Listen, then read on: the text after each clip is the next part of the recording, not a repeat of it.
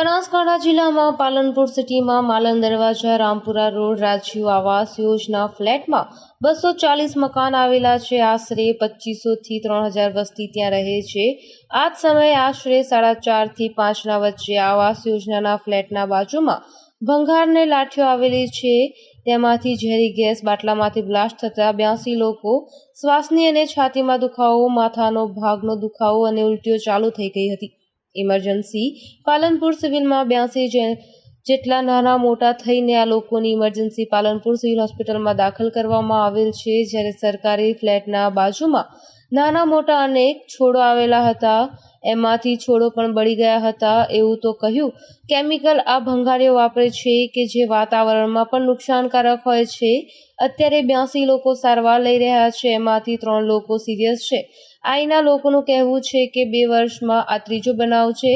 પહેલા પણ ભંગારની લાઠીમાં આગો લાગેલી છે। તો પાલનપુર કલેક્ટર શ્રી અને મામલતદાર શ્રી સાહેબને અમારી વિનંતી છે।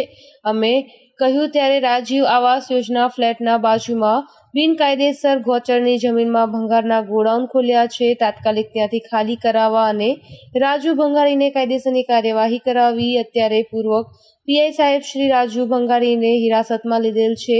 પૂર્વ પોલીસ સ્ટાફની બહુ સુંદર કામગીરી, તાત્કાલિક ઘટના સ્થળે આવી ગયા હતા અને કાયદેસરની કાર્યવાહી હાથ ધરી હતી।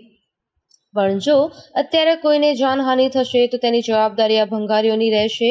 બાજુમાં અબરાર શેખ વોર્ડ નંબર 4 નો સભ્ય, તેની પણ ભંગારની લાઠી છે। 2 વર્ષથી એના ભંગારની લાઠીમાંથી પણ દુર્ગંધ આવે છે।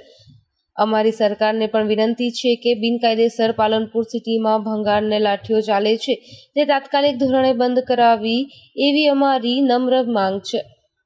આ જે પાછળ પેલું રહ્યું ને પેલું ભંગાર વાળું, ત્યાંથી જ બધું ઉડીને આવ્યું મેડમ, અને ત્યાં છે ને ત્યાંથી જ ઉડીને આવ્યું ને પાછળ અમારી બિલ્ડિંગ છે ને ભંગારના પાછળ જ, અને બીજું કે હવે આપણે સોસાયટીને કેટલા બધા અને આખી સોસાયટીના આખા કોલેજોના બધા અને હાથુની માનો અમને બી મોટા લોકો બી દાખલ થયા અને હાલમાં અત્યારે મેડમ અમને બી કમ્પ્લેન છે પણ અમારા બચ્ચા મૂકીને અમે બી દાખલ થઈ ગઈ, બાળકો મોટા બધા થઈને બધા આખા બિલ્ડિંગ વાળા બધા લોકો આવ્યા ને અમારો અત્યારે સીલ મરાવડાવે। હા, અત્યારે બિલ્ડિંગ પોતે સીલ મરાવડાવે। બરોબર, અમે નકા કે મેડમ કે કપડા લેવા જવા માટે બી પોતે અમે કેવી રીતે જઈએ? એવી રીતે જઈએ બોલો। નાના બચ્ચા અમારે જીવ અમે હાથમાં લઈને અત્યારે અહીંયા બેઠા છીએ બોલો। આખો દિવસનું છોકરા ભૂખ્યા ત્યાં જીવ એમનું શું થાય? આજે 5 વાગે બીના બન્યો અને 5 વાગે આ બીના બનીને અમે આખા કપડા પણ ચપ્પલ પહેરવા અમે ના રહ્યા, ચપ્પલ પહેરવા અમે ના રહ્યા, સાફ કરી અમે અહીંયા લઈને એટલે મેડમ અમારું કહેવાનું એ થાય કે સરકારને ત્યાં જીને બી કરી હોય કોઈ બી કરી શકે એને સાબુતી કરો। આટલા નાના બચ્ચાનો જીવ જતો કરે આનું કોણ જિમ્મેદારી લે? અને અમે ઈ ફ્લેટના અંદર અમે કેટલા 1000 થી 5000 માણસો અમે રહી હતી, તો સરકારને અમારે ઈ જ કહેવાનું થાય છે કે આટલા બચ્ચા અત્યારે જો બે હાલ માંડા પડ્યા તો તમે કરી સજા આપજો। હા, અમારું કહેવાનું થયું હોય બે ના રાતની બીના હોય કોઈ બી હોય છોકરા મરી જાય કે હા 50 છોકરા અને આપણા ગર્ભવતી મહિલાઓ, આપણા જે પ્રેગ્નન્સી 3 મહિલાઓ, તમે ગર્ભવતી હે ને, તો તમારો કયો મહિનો ચાલે અત્યારે? 3રો મહિનો ચાલે। તો તમને શું તકલીફ થઈ હતી? આમ શ્વાસ લેવામાં તકલીફ થાય ને એમ?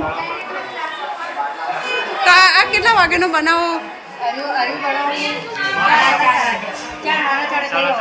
ના એટલે આવતા 2 વાગ્યાનું મેં સાંભળ્યું કે 2 વાગ્યાનો બનાવ હતો ક્યાં? 108 નંબર મોમસો અમે લીધી અમે દાખલ ત્યાં આગળ શિફ્ટ થઈ ગયો પછી મોમસો બધા હાલ બહાર જમજમ આગળ ત્યાં આગળ ભાઈ આવું કોઈ બનાવ જેવો હજી કોઈ તપાસ થઈ કંઈ ખબર નહીં કે શું થયું એ ખબર નહીં સાહેબ। મહેરબાની કરીને હાથ જોડવામાં આવે કે આ તપાસ કરે અને તપાસ શરૂ કરી છે જે બેઠા અહીંયા 25 થી 30 જણા બેઠા બીજી વાત ઉપર ચર્ચા કરવા માટે તેની વખતે અવાજ એવો આવ્યો કે બાળકોને લીકેજ થતો અને એવો છાટ કરીને પછી હવા આવી કે પબ્લિક બધાથી નીચે શ્વાસ રોકતી બધી આવી ગઈ, તે પછી એમ્બ્યુલન્સ આવી છે, અત્યારે બધા સિવિલમાં છે।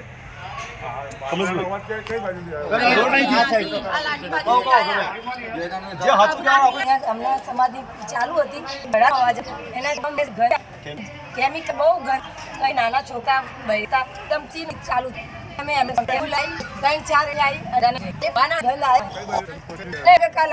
લાવી બાટલો ખબર હા